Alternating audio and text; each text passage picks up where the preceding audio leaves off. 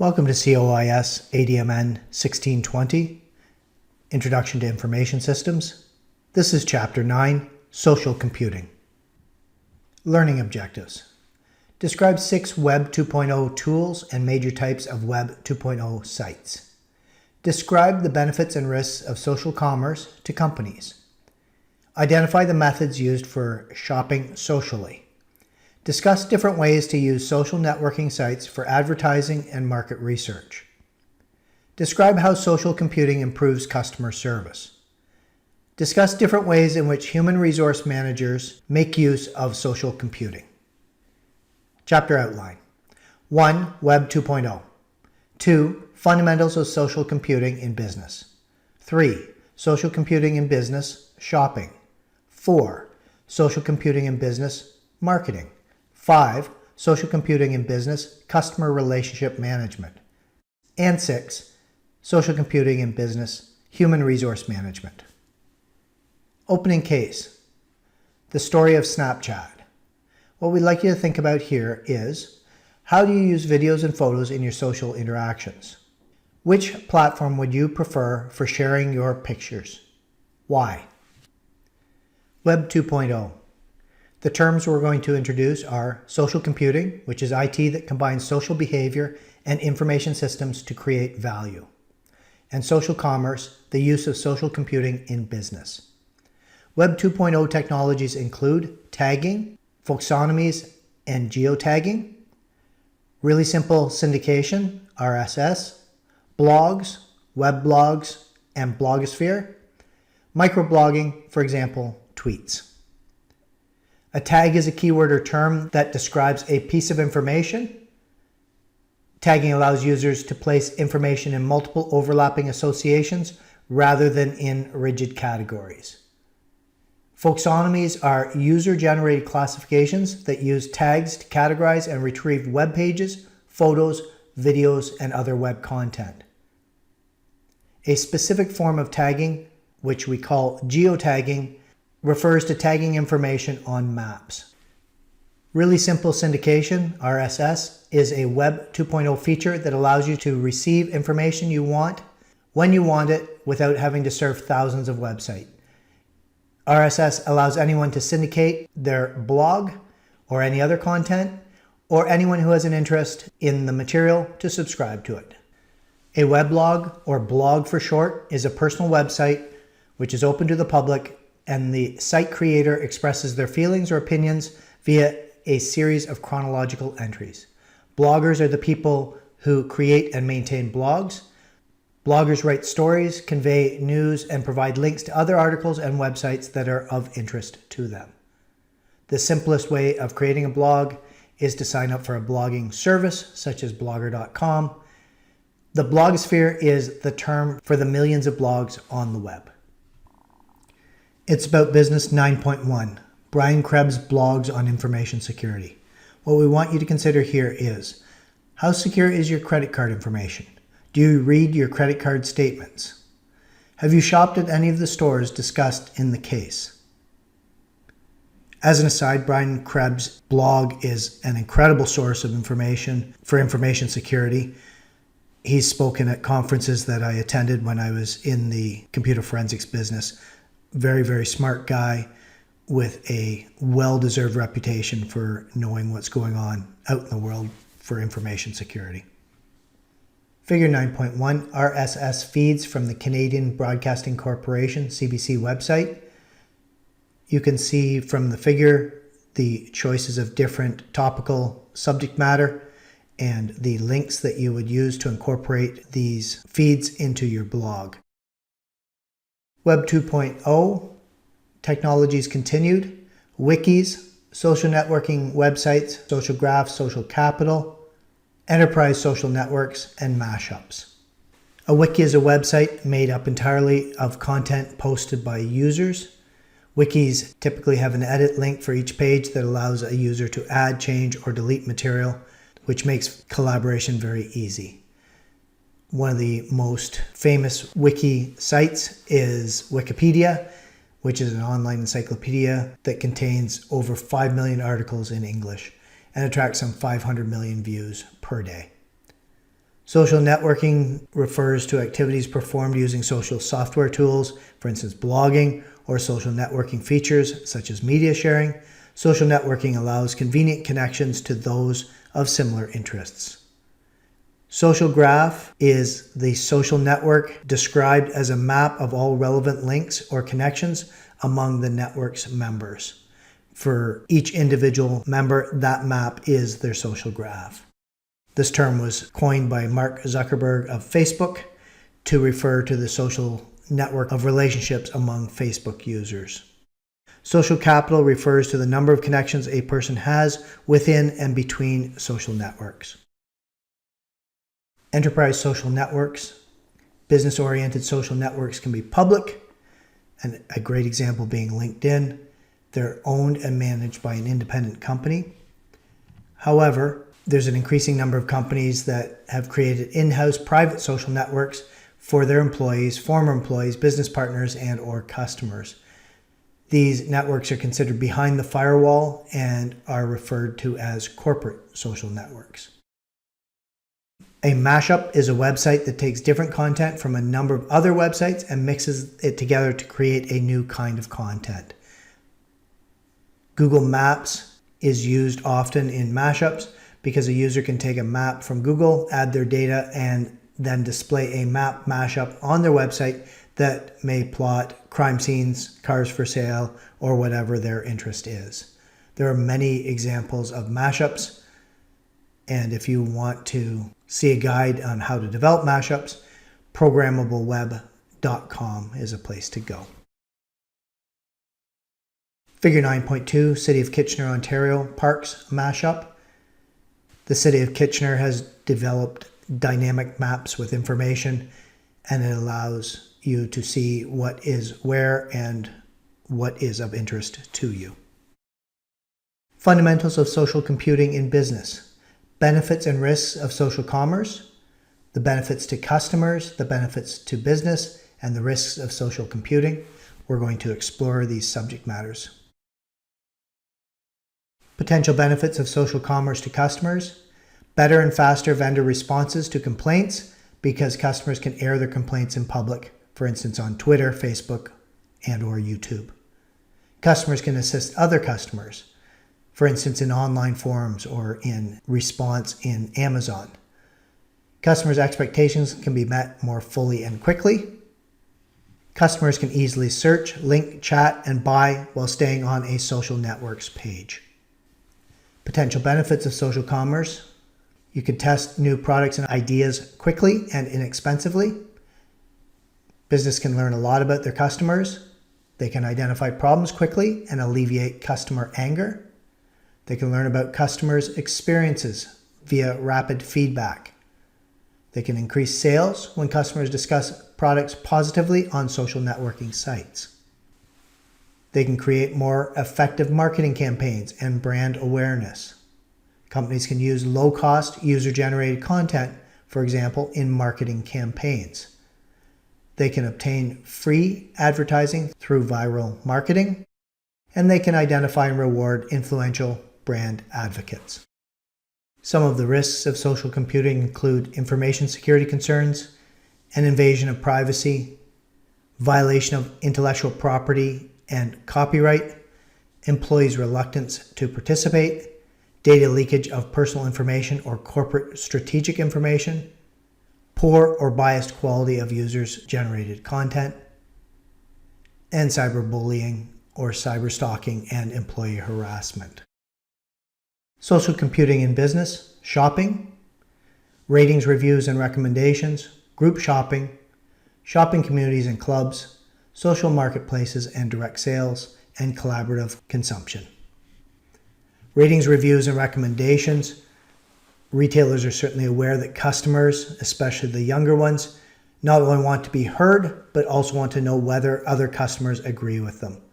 So retailers are increasingly opening up their websites to customers, allowing them to post product reviews, ratings, perhaps photos and videos. Customer reviews are emerging as prime locations for online shoppers to visit. Half of consumers consult reviews before making an online purchase, and almost 2/3 are more likely to purchase from a site that offers ratings and reviews. Group shopping means that individuals can shop together virtually in real time.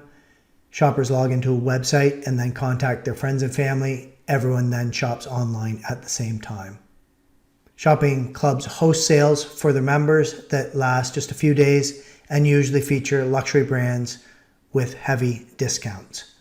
Club organizers host 3 to 7 sales per day, usually letting people know via email messages to entice club members to shop at more than 70% off retail before supplies run out. Luxury brands are going to effectively partner with online shopping clubs to dispose of special run, sample, overstock, or liquidation goods. Social marketplaces act as online intermediaries, harnessing the power of social networks for introducing, buying, and selling products and services. A social marketplace helps members market their own creations. Kijiji is an example, Craigslist is an example. Collaborative consumption is an economic model based on sharing, swapping, trading, or renting products and services, enabling access over ownership. The idea behind collaborative consumption is that having access to goods and services is more important than owning them. Figure 9.3, example of Amazon.ca product reviews. This is a straightforward example of reviews on a product. Amazon also has customers that have previously purchased items answer questions for prospective customers. It's About Business 9.2. Healthcare providers deal with negative reviews. What we want you to consider here is, how many different healthcare providers do you use? Do they have websites? Have you ever posted a review about healthcare services that you have received? If so, where? If not, are you considering doing so now? Figure 9.4. Etsy is a social marketplace for handmade or vintage items. I think that most people would be familiar with Etsy, but this is an example of enabling marketing of custom items by small organizations or individuals. Collaborative consumption.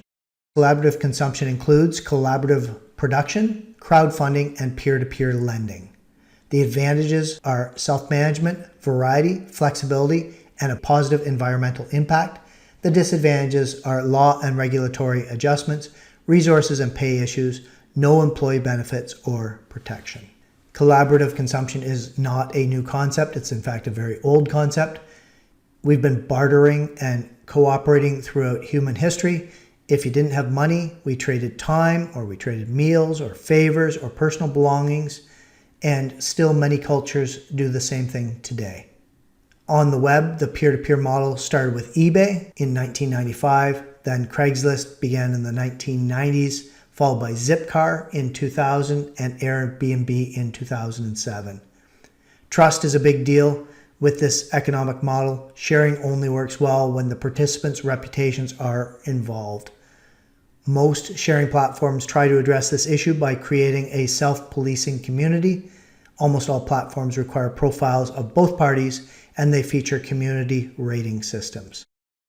This model is beneficial for part-time workers, young people such as students, the unemployed, stay-at-home parents, and retired persons, as the model allows people to share their underused assets and earn income. For example, over half of Airbnb hosts in San Francisco said that the service helps them pay their rent, and the average Relay Rides member makes an extra $250 per month.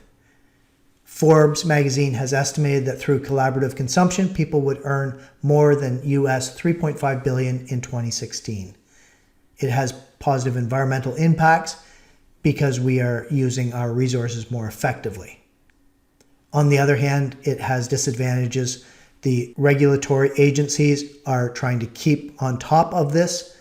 For instance, without a permit, residents in San Francisco are prohibited from renting for under 30 days. It still happens, but it is prohibited.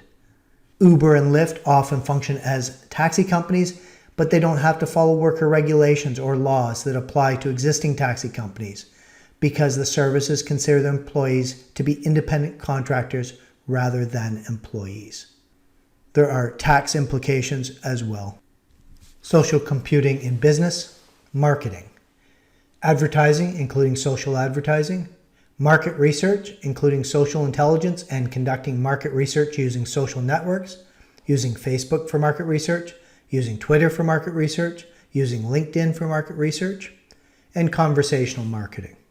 Social advertising refers to advertising formats that make use of the social context of the user viewing the ad. Advertising may be the solution to the challenge of making money from social networking sites and social commerce sites. Market research was traditionally done by marketing professionals using demographics compiled by market research firms as one of their primary tools to identify and target potential customers. Getting that information was time-consuming and costly because the marketing professionals had to ask potential customers to provide it. Today, however, members of social networks provide this information voluntarily on their pages. Because of the open nature of social networking, merchants can easily find their customers, see what they do online, and learn who their friends are.